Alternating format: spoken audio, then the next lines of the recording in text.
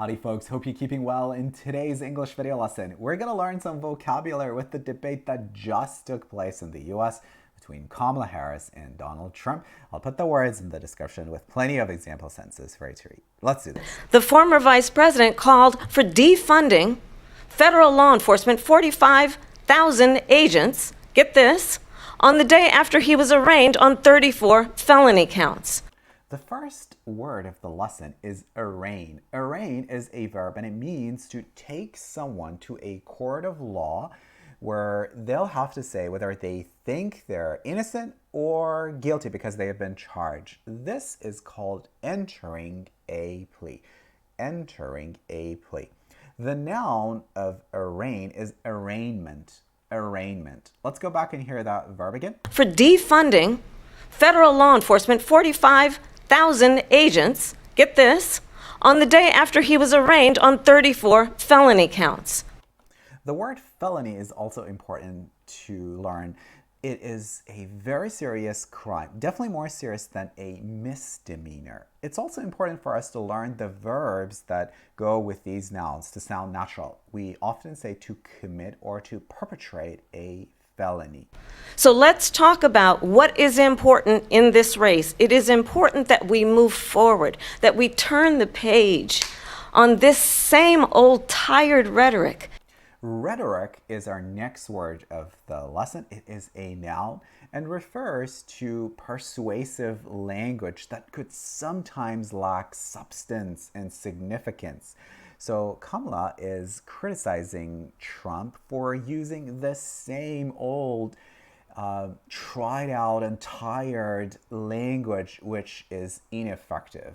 She says this is rhetoric that is tired and exhausted. And address the needs of the American people. Address what we need to do about the housing shortage, which I have a plan for. Address what we must do to support our small businesses. Address bringing down the price of groceries.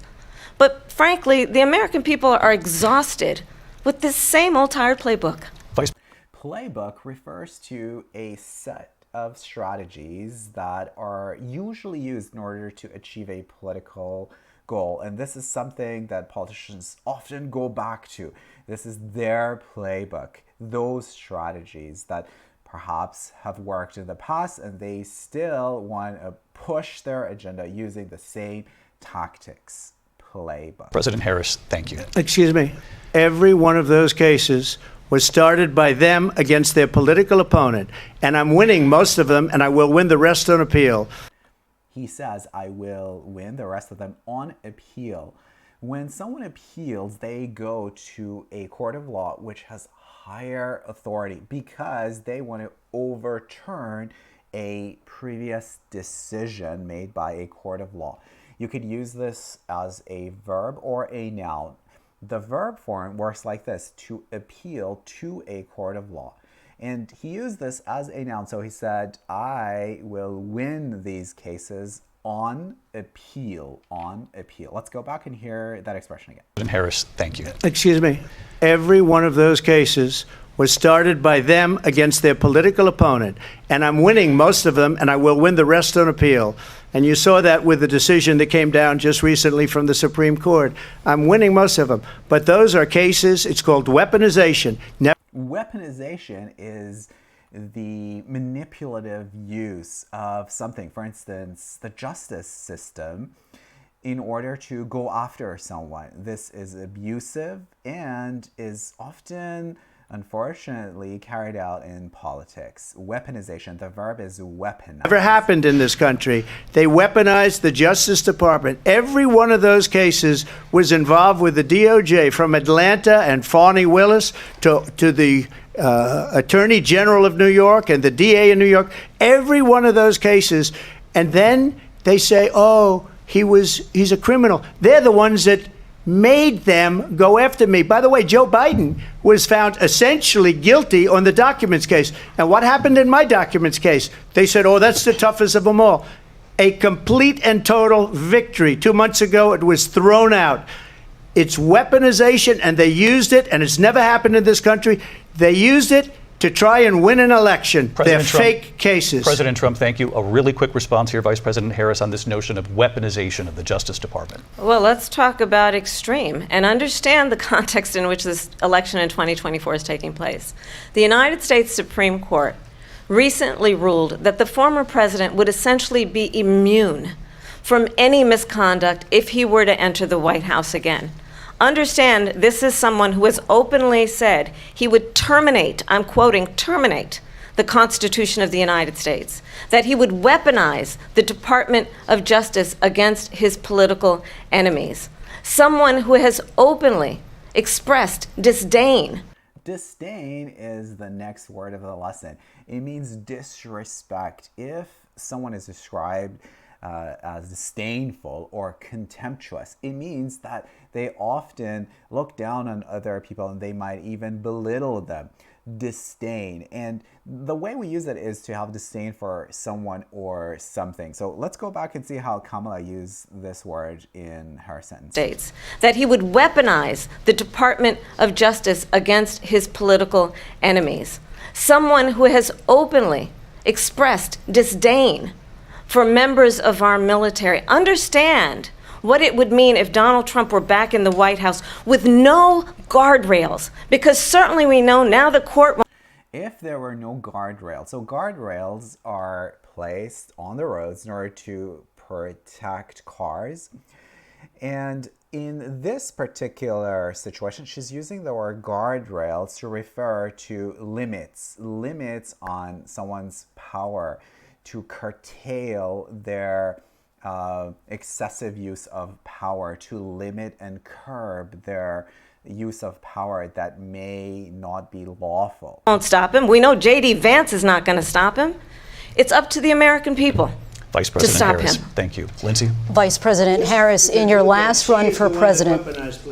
This is the one that weaponized, not me. She weaponized. I probably took a bullet to the head because of the things that they say about me. They talk about democracy. I'm a threat to democracy. They're the threat to democracy with a fake Russia investigation We do have a lot that went nowhere. We have a lot to get to. Lindsay? Vice President Harris, in your last run for president, you said you wanted to ban fracking. Now you don't. You wanted mandatory government buyback programs for assault weapons. Now your campaign says you don't. You supported decriminalizing border crossings. Now you're taking a harder line. I know you say that your values have not changed.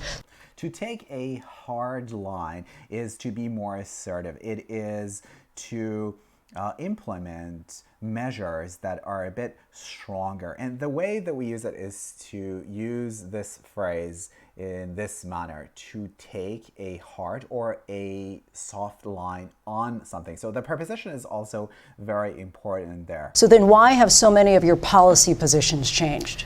So my values have not changed, and I'm going to discuss every one of the, at least every point that you've made. But in particular, let's talk about fracking because we're here in Pennsylvania. I made that very clear in 2020. I will not ban fracking. I have not banned fracking as Vice President of the United States. And in fact, I was the tie-breaking vote on the Inflation Reduction Act, which opened new leases for fracking. My position is that we have got to invest in diverse sources of energy so we reduce our reliance on foreign oil. The word diverse means of different kinds, and you can pronounce this word diverse as well. So she's discussing fracking, which is a form of extracting energy. And she used the adjective diverse to refer to various forms. Now, we pronounce this word diverse in American English, but like I said, in British English, this could be pronounced diverse. My position is that we have got to invest in diverse sources of energy so we reduce our reliance on foreign oil. We have had the largest increase in domestic oil production in history because of an approach that recognizes that we cannot over-rely on foreign oil. As it relates to my values, let me tell you, I grew up a middle-class kid raised by a hardworking mother who worked and saved and was able to buy our first home when I was a teenager. The values I bring to the importance of home ownership, knowing not everybody got handed $400 million on a silver platter and then filed bankruptcy 6 times.